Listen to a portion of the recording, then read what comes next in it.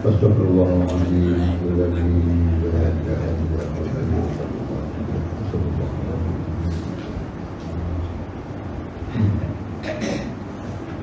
إلى حضرة النبي صلى الله عليه وسلم وعلى آله وأصحابه الكرام شهدوا الله لهم الفاتحة. أعوذ بالله من الشيطان الرجيم. بسم الله الرحمن الرحيم. الرحمن الرحيم مالك يوم الدين. إياك نعبد وإياك نستعين. صراط الذين أنعمت عليهم غير المغضوب عليهم ولا الضالين. Assalamualaikum warahmatullahi taala wabarakatuh. Alhamdulillahirabbil alamin wassalatu wassalamu ala asyrofil anbiya'i wal mursalin wa ala alihi wa ashabihi ajma'in. Amma ba'd. Menghormati Pengurusi Surau Al-Madah Pantai Alias, Tuan Bida, Tuan Imam, Tuan Bida, Tuan Syia, dan adik-adik dalam bahasa Surau, tuan-tuan dan tuan-tuan yang dirahmati Allah. Alhamdulillah, terlebih dahulu kita panjatkan kesyukuran kepada Allah Subhanahu wa taala yang terlibat dunia. Maka pada subuh ini kita sama-sama salat berjemaah dan seterusnya kita menambahkan ilmu berkaitan dengan tafsiran surah Al-Infitar. Mudah-mudahan Allah Subhanahu wa taala memberkati kehidupan kita dan memberikan taufiknya, hidayahnya kepada kita semua, insya-Allah. Baiklah tuan-tuan dan puan, sebelum kita menguraikan seterusnya tajuk ataupun tafsiran surah ini, kita membaca sama-sama lah surah Al-Infitar. A'udzubillahi minasyaitonir rajim. Bismillahirrahmanirrahim. As-sama'u fatarat wa idal kawakibu intasarat wa idal biharu fujirat wa idal qubur bu'asirat aliman nafsun ma qaddamat wa akhirat. يا أيها الإنسان ما غرك بربك الكريم الذي خلقك فسواك فعدلك في أي سورة ما شاء ركبك كلا بل تكذبون بالدين وإن عليكم لحافظين كراما كاتبين يعلمون ما تفعلون إن الأبرار لفي نعيم وإن الفجار لفي جحيم يصلونها يوم الدين وما أدراك ما يوم وما هم عنها بغافلين وما هم عنها بغائبين وما أدراك ما يوم الدين ثم ما أدراك ما يوم الدين يوم لا تملك نفس لنفس شيئا والأمر يومئذ لله. Surah ini dinamakan surah Al-Infitar. Maksud Al-Infitar ialah langit terbelah. Jadi belum sampai lagi bumi terbelah. Bumi terbelah sikit-sikit saja, tapi langit akan terbelah keseluruhannya bila berlakunya hari kiamat. Dan surah ini mengandungi 19 ayat, dan dia ini diturunkan di Mekah atau di Makkah Al-Mukarramah. Jadi surah ini adalah untuk memberitahu kepada umat Muhammad ataupun umat Nabi Muhammad SAW, termasuklah juga orang-orang musyrikin di Mekah, bahawa mereka akan berhadapan dengan kesudahan hidup yang akan berakhir, berakhir dengan berlakunya kiamat. Dan bila berlakunya kiamat ini, tuan-tuan dan puan, adalah sesuatu yang menjadi rahsia Allah Subhanahu wa taala. Di antara rahsia yang Allah sembunyikan ialah bila berlakunya hari kiamat, dan yang kedua ialah rahsia tentang ajal seseorang, dan yang ketiga rahsia yang orang tak tahu siapakah wali Allah di kalangan kita, di kalangan umat Islam ini, siapakah orang yang dikatakan wali Allah. Itu rahsia. Walaupun setengah-setengah orang memberitahu ataupun menyatakan orang itu adalah wali Allah, orang ini adalah wali Allah, dia adalah wali Allah, tetapi yang hakikat yang sebenarnya wali Allah itu hanyalah Allah yang tahu darjah dia, ketinggian karamah dia wali Allah. Itu mana yang kita ceritakan dahulu tentang seorang wali Allah, di Melaka. Siapa nama dia tu? Ustaz tu? Haji Abdul Wahid. Seorang wali Allah. Manusia mengatakan dia wali Allah lah. Tapi tak adalah ayat yang turun mengatakan ini adalah wali Allah, tak ada dalam Quran. Tapi kelebihan dia itu mengatasi kelebihan yang ada pada manusia yang lain. Tadi yang saya sebutkan itu tentang Ustaz tadi yang keluar ini, kelebihan dia, dia kalau jalan mana-mana tak payah isi minyak kereta. Kalau kita dapat macam tu, kita wali Allah juga lah. Tak dapat, dia tak pakai minyak kereta. Tapi yang clear, yang jelas sekali tanda dia wali Allah ialah tiap-tiap bulan puasa dia akan bersedekah sekapil beras. Sekapil beras. Orang datang rumah dia ambil beras. Mana datang beras tak tahu. Tak ada lori pun datang hantar beras ke rumah dia. Tapi siapa datang rumah dia akan beri sekapil beras. Sekapil beras. Pakaian dia orang yang zuhud, bukan orang yang kaya. Nampak macam orang paling miskin, tetapi dia sedekahkan sekapil beras kepada semua orang kampung dia lah.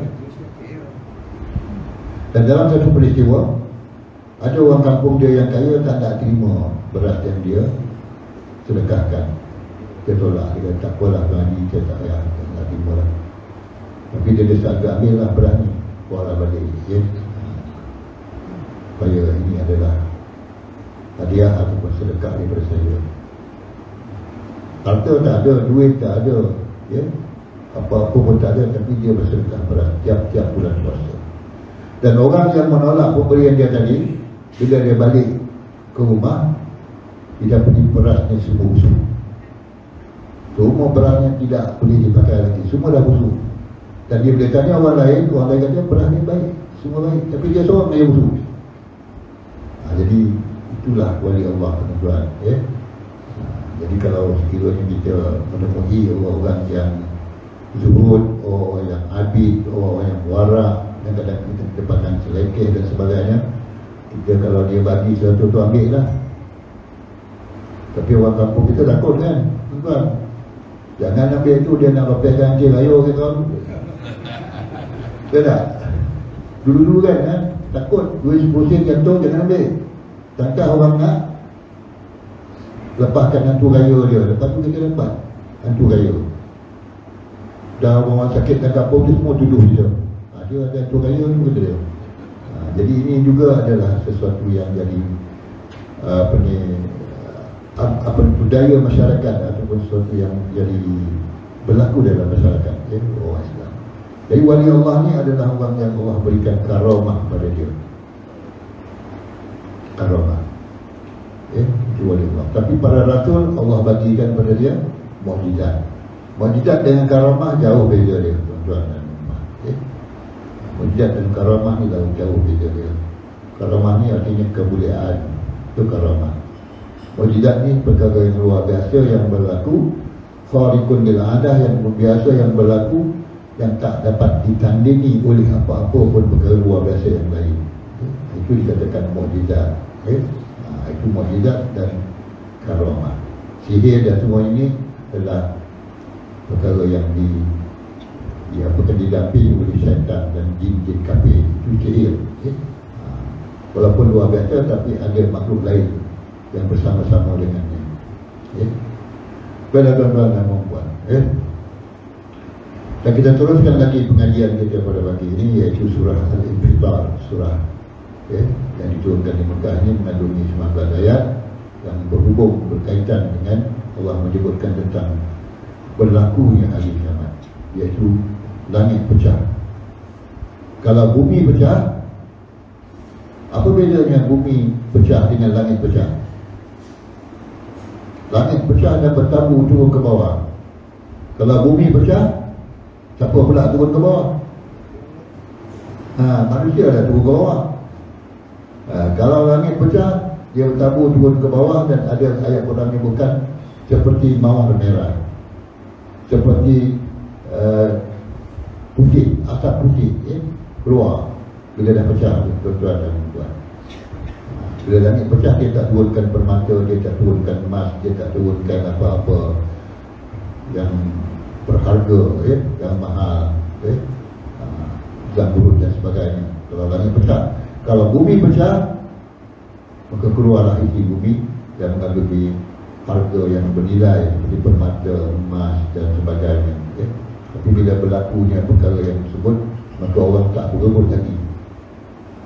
Tak berebut lagi untuk mendapatkan emas daripada bumi yang dah pecah tadi. Tak ada keinginan lagi. Sebab pada waktu itu manusia berada dalam keadaan yang tak ada nafsu lagi untuk hidup di dunia ini. Masing-masing menunggu berlakunya kiamat.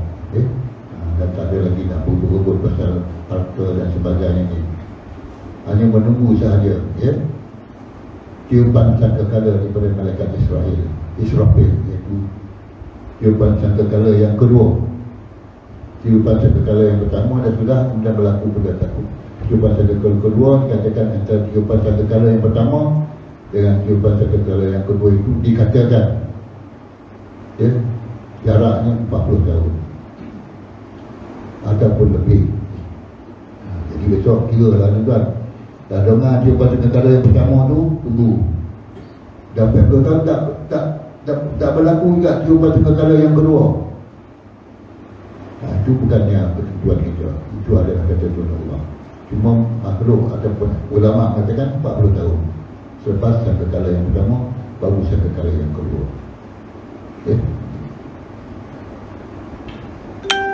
Kemudian tuan-tuan dan puan-puan, kita telah membaca ayat surah Al-Infitar ni, ayat yang ke-19. Apa dia ayat yang ke-19? Allah berfirman, yauma la tamliku nafsun li nafsin syai'an wal amru yauma idzin lillah.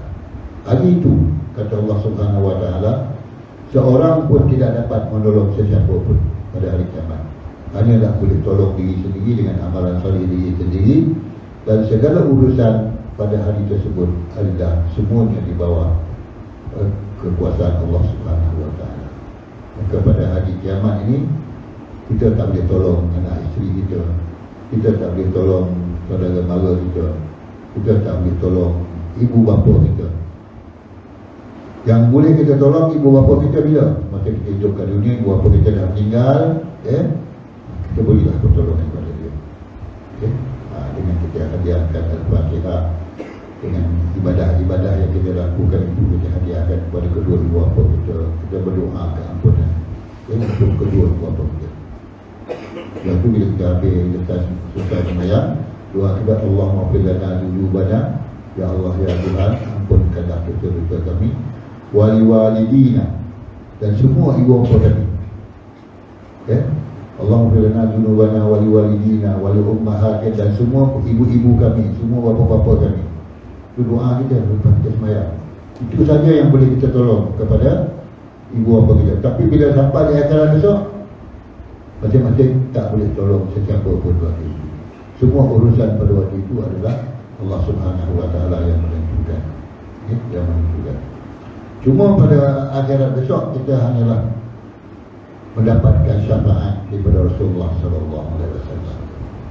Itu adalah kitab-kitab yang lebih yang lebih mendalam lagi tentang perkara-perkara pertolongan di hari akhirat besok, ialah seseorang yang dapat bersalawat satu hari satu malam sebanyak 10,000 kali, banyak 10,000 lah selawat dia, insya-Allah maka Rasulullah SAW akan memberi syafaat kepadanya. Itu pun setelah dia tersangkut dekat Siratul Mustaqim selama sebulan, tak boleh lepas-lepas, kepala ke bawah ke, kaki ke atas ke, jalan merangkak ke, dalam keadaan yang tak menentu, tak ada hala tuju, wave pun tak ada, nak tengok jalan. Kira-kira besar ada tak? Panduan-panduan jalan tak ada, semua tak ada. Kalau kat dunia ni, kalau orang buat jemputan kahwin kita, dia tunjukkan dia jalan dia apa semua. Sekarang kita boleh cari mana-mana, insya-Allah. Tapi di akhirat tak ada tuan. Hanya perlu kepada syafaat Rasulullah sallallahu alaihi wasallam. Jadi kita seboleh-bolehnya setakat yang kita mampu, kita bersalawatlah kepada Rasulullah sallallahu alaihi wasallam. Ya. Jadi ayat ini, wal amru yawma idzin lillah, ya. Yauma la tamliku nafsun li nafsin syai'an. Hari itu tidak ada siapa pun yang memiliki ataupun boleh menolong seseorang, ya. Wal amru yauma idzin lillah, segala urusan pada hari itu adalah di dalam kekuasaan Allah Subhanahu wa taala.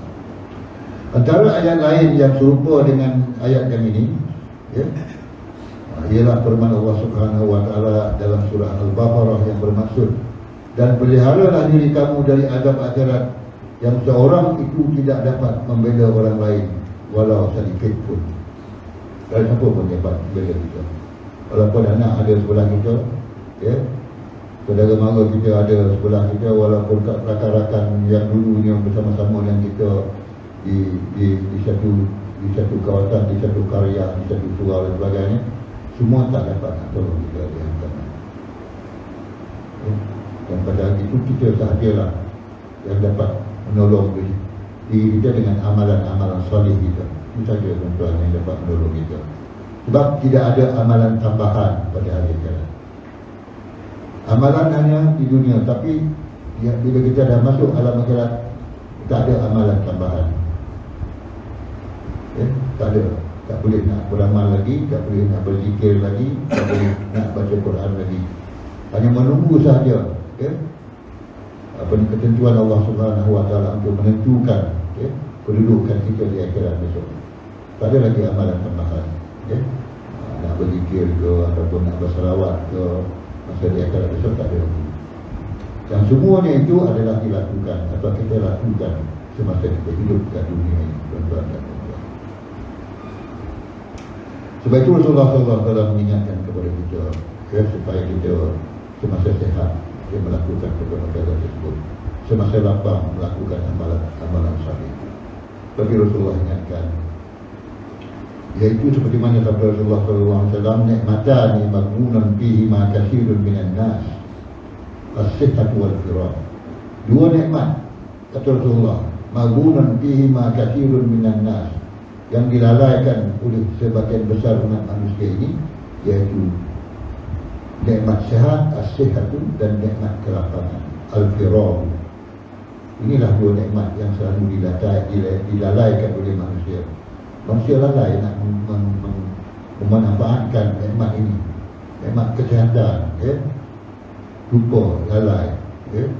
Dan masa lapang yang banyak, kita lupa dan lalai nak mengisinya dengan amalan-amalan ibadah yang mendekatkan diri kita kepada Allah Subhanahu wa taala. Betul surah dua nikmatan, dua nikmat ni, ya. Siapa yang berjaya dan mampu mengisi masa lapang dia dan mengisi masa sehat dia dengan amalan-amalan ibadah semasa mudanya, ya, semasa mudanya. Sebab masa muda kita kuat, kita sehat, ya, dan kita isi dengan amalan-amalan yang ibadah yang mendatangkan pahala yang berganda dan sebagainya. Maka masa tua, masa mudanya dia melakukan amalan-amalan ibadah yang biasalah, berzikir, baca Quran, dan itulah amalan dia, ya. Masa lapang dia dan masa sehat dia. Dan masa dia dah tua, dia dah tak sihat, dah tak kuat lagi, dia tak mampu nak buat semua itu. Sedangkan masa muda itulah amalan dia. Masa tua dia duduk, dah terlantar, tak katil ke, dah duduk atas kursi, dia tak mampu nak berzikir, tak mampu lagi nak baca Quran. Tetapi pahala, ya, yang sama akan diberikan kepada mereka ini. Sebab masa mudanya mereka biasa dengan amalan-amalan ini, tapi masa tua ni mereka tak dapat buat, ya. Maka amalan pahala masa muda itu ataupun pahala, ya, dan amalan yang biasa mereka buat itu akan datang pada masa tua, ya. Dia akan dapat pahala yang sama. Walaupun dia tak dapat beramal masa tuanya, tetapi dia masa mudanya dia melakukan amalan yang biasa mendatangkan pahala pada dirinya, maka masa tuanya dia dapat menikmati amalan tersebut dan mendapat pahala. Jadi kita ada tiga. Kalau pahala ni dalam perkara amalan soleh ni kita ada tiga. Pertama, masa muda kita tak melalaikan masa kesihatan kita, masa lapang kita, ya. Dan kita dapat balas satu masa tua.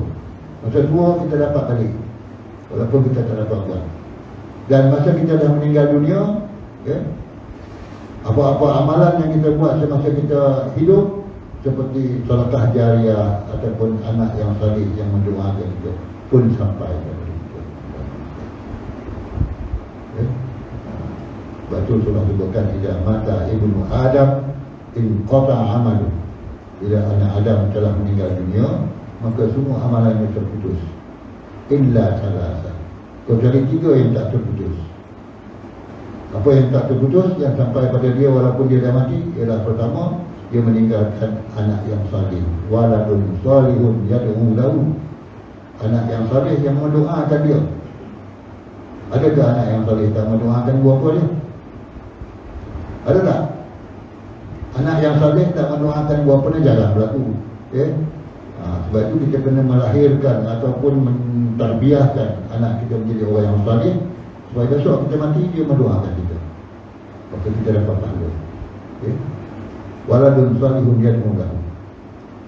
Kemudian yang kedua yang akan terus kita dapat pahala ni ialah sedekah jariah, sedekah jariah kita.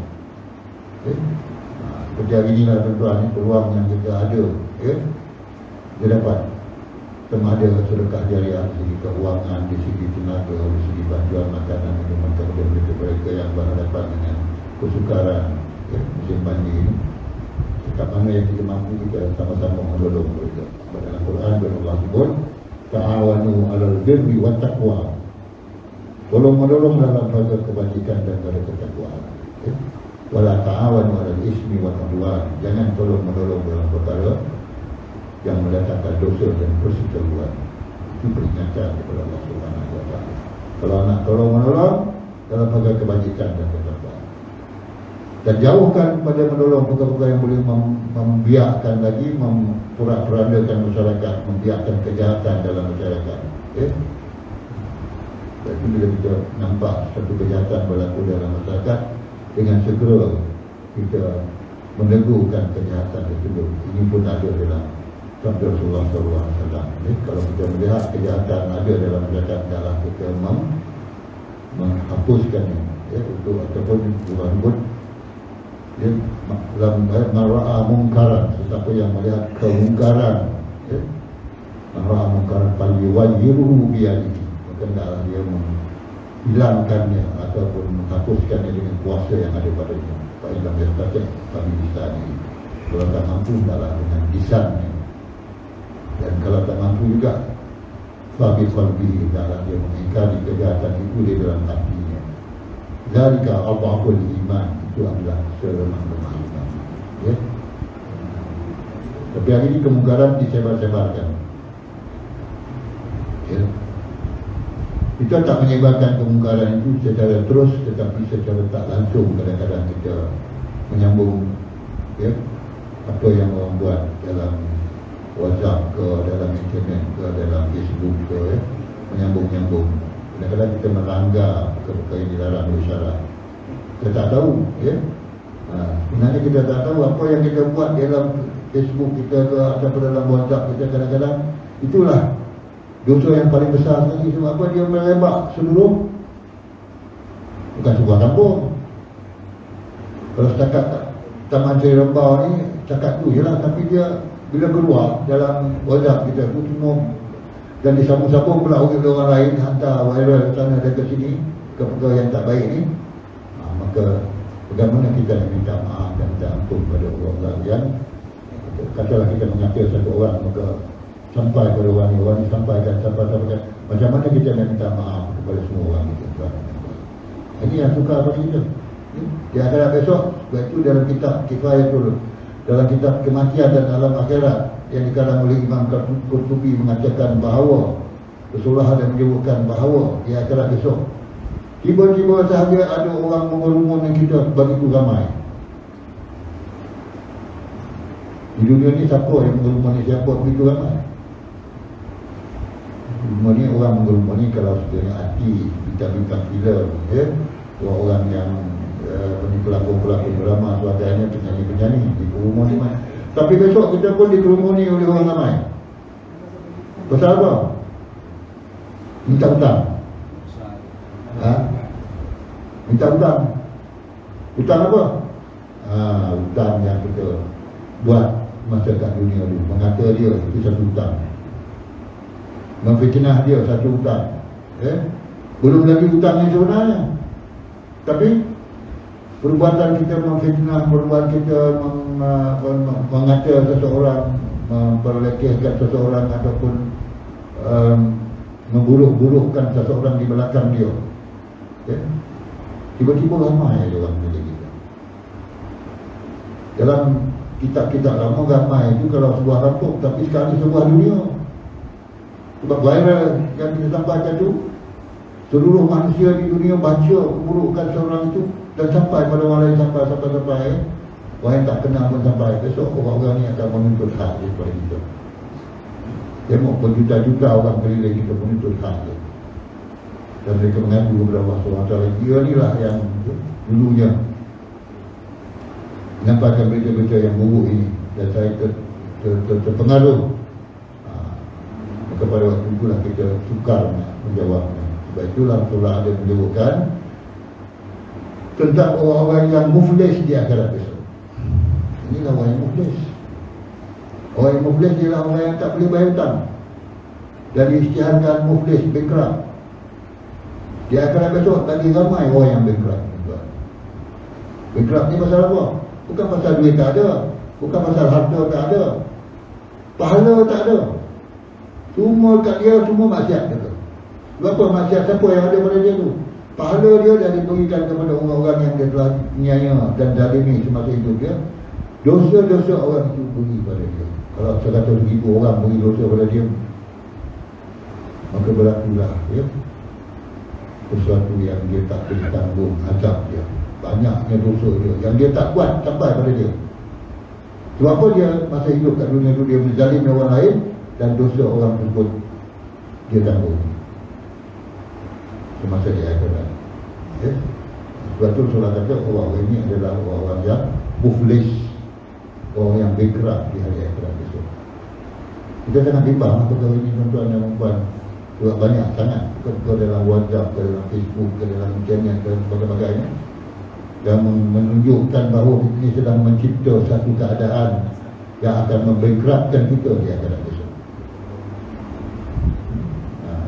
Lalu kita sentiasalah menjaga diri kita semasa di dunia lagi. Di akhirat tak dapat nak jaga diri dah.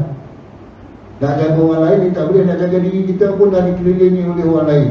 Begitu ramai sekali menuntut hak dia. Itu lain daripada hutang tu. Kalau hutang banyak, larilah pula. Dituntut hutang itu. Sebab itu orang yang meninggal dunia sebelum dia selesai ataupun sebelum dia meninggal dunia, kita ni meninggal dunia tak tahu bila-bila. Ada orang elok sehat-sehat dia tidur mati. Tidur tiba-tiba tak bangun, mati. Tak kira muda ataupun tua, mati. Sebab itu sebelum apa-apa berlaku pada diri kita, maka kita hendaklah menyelesaikan dan melunaskan semua perkara yang kita lakukan yang menzalimi orang lain ataupun hutang-hutang yang kita berhutang dengan orang lain. Jelaskan sebelum sampai masanya kita dipanggil oleh Allah Subhanahu wa Ta'ala. Saya dah tuan juga. Dalam surah Al-Baqarah ayat 48 sama dengan dalam surah Al-Fitar ayat 19, maksudnya. Dan yang kedua dalam surah Al-Ghafir ayat 13, maksudnya pada hari ini setiap orang dibalas terhadap apa yang dilakukannya, di mana tiada kezaliman sama sekali pada hari itu. Di hari akhirat besok semua orang akan dibalas. Bukan saja orang, tuan-tuan. Haiwan pun akan dibalas. Haiwan yang ada tadi, ayam jantan menagih ayam-ayam lain yang tak ada tadi pun akan dibalas di akhirat besok. Binatang pun akan dibalas. Haiwan yang ada tanduk menanduk haiwan yang tak ada tanduk pun akan dibalas. Sebab tu haiwan pun akan diberi balasan. Tapi balasan pada haiwan ni, apabila semuanya dah dapat balasan, maka semua haiwan-haiwan ini akan dijadikan debu. Akan dijadikan debu. Tak adalah haiwan Dia akan berdebu lah, tinggal debu. Sebab itu kalau kita lihat daripada kepercayaan orang-orang Hindu, ya, bila dia mati dia apa? Dibakar. Bila bakar dia jadi apa? Jadi debu lah. Dengan harapan dia ni seolah-olah tak ada lagi, ya, dan tak dapat balasan apa-apa lagi daripada Allah SWT. So dah jadi debu. Walaupun dibakar dah jadi debu, tetapi debu itu adalah kubur mereka. Itulah ada kubur. Walaupun ditelan oleh harimau, kubur dia dalam perut harimau. Ditelan oleh buaya, kuburnya dalam perut buaya. Buk sirama ke kubur, yang dibangkitkan pada kubur itu bukan saja tanah-tanah kebumian yang dikebumikan, makhluk manusia dikebumikan. Itu bukan itu saja yang dibongkarkan. Wa idza buk sirama ke kubur, bila dibongkarkan kubur, bukan kubur itu saja, tetapi yang ditelan oleh buaya, yang ditelan oleh harimau, yang ditelan oleh apa lagi, oleh ular sawah, okay, yang ditelan oleh apa lagi, binatang-binatang buas yang lain. Kubur dia adalah dalam perut binatang tersebut, dan akan juga dibangunkan di hari akhirat itu. Dan keluar sama-sama lah kita keluar mungkin daripada kubur yang kita dikebumikan, tapi kita tengok orang lain keluar pada pohon apa? Pohon harimau, pohon buaya, pohon apa lagi, pohon ular sawah dan sebagainya, ya? Semua akan dikeluarkan nanti di akhirat, dan semua akan diadili, dan tidak ada siapa pun yang dizalimi di akhirat. Tak ada siapa pun yang dizalimi. Dan itulah, ya, masa yang kita dapat keadilan yang hakiki, yang sebenarnya. Di dunia tak dapat keadilan hakiki, tuan-tuan dan puan, ya? Walaupun kita berlaku adil, tetapi tidak dapat kita samakan dengan keadilan Allah Subhanahu wa ta'ala. Malahan keadilan Rasulullah SAW pun tak dapat disamakan dengan para sahabat. Sehingga dalam zaman Rasulullah ada seorang, ya, Arab yang rendah sedikit daripada sahabat lah. Dia mengatakan Rasulullah tak berlaku adil dalam membahagikan harta dia, harta peperangan. Maka pada waktu itu Rasulullah pun, ya, marah dan kata, kalau aku tidak adil, orang lain lagi tidak adil, kata Rasulullah. Rasulullah dah adil dan lagi membahagikan ghanimah, harta peperangan itu dibahagikan kepada tentera Islam. Ada tuduhan mengatakan Rasulullah tak adil. Maka Rasulullah pun naiklah dia punya kemarahan dia pula, sebab apa? Dia dah berlaku seadil-adil yang mungkin, tapi ada orang tuduh lagi dia tak adil, okay? Ini sifat manusia biasa lah, tuan-tuan, ya? Dan dalam dunia ini pun kita sentiasa melihat ketidakadilan ini berlaku, ya? Tetapi yang paling adil sekali besok ialah di akhirat. Tak ada lagi orang yang dizalimi di akhirat, tuan-tuan dan puan-puan. Begitulah. Banyak ayat Quran yang diturunkan kepada Rasulullah SAW, banyak menyebutkan tentang keadilan Allah Subhanahu wa ta'ala. Dan ayat ini juga, ya, Yaumaidin apa? Yaumaidin yauma la tamliku nafsun li nafsin shay'an wal amru yaumaidin lillah. Itu sama dengan ayat Al-Quran dalam surah Abasa wa Tawalla, Abasa ayat 34 hingga 37, yang bermaksud pada hari seseorang itu lari daripada saudaranya, ibunya, bapanya, isterinya dan anak-anaknya. Setiap orang daripada mereka pada hari itu, ya, sibuk dengan urusan sendiri. Yauma la tamliku nafsun li nafsin shay'an wal amru yauma. Semua orang sibuk, tak sempat nak tanya khabar, ya? Dan tak ada keinginan pun nak tahu berita-berita dan khabar-khabar di saudara mara dia. Tak ada keinginan langsung di hari akhirat tersebut. Masing-masing bawa hari sendiri. Itu hari akhirat yang selalu disebutkan oleh Rasulullah SAW, okay? Tapi pada zaman Rasulullah SAW disebutkan pada orang-orang musyrikin, orang-orang kafir musyrikin jahiliyah zaman itu, mereka sangat sukar untuk mencari adanya hari akhirat. Sehingga sampai mencabar Rasulullah SAW, wahai Muhammad, Dia bawa tulang-tulang berulang tengkorak orang apa semua tunjuk pada Rasulullah, ya Muhammad, adakah ini akan dihidupkan semula? Dah jadi tulang berulang, dah jadi tengkorak, dah jadi macam-macam lagi orang yang dah mati semua bawa. Adakah ini akan dihidupkan semula? Mencabar Rasulullah SAW. Rasulullah tetap mengatakan bahawa kalau Allah boleh menghidup, menciptakan kita ni, daripada tak ada kepada ada, kemudian daripada ada kepada tak ada, maka ini sangat mudah kepada Rasulullah SAW. Sangat mudah.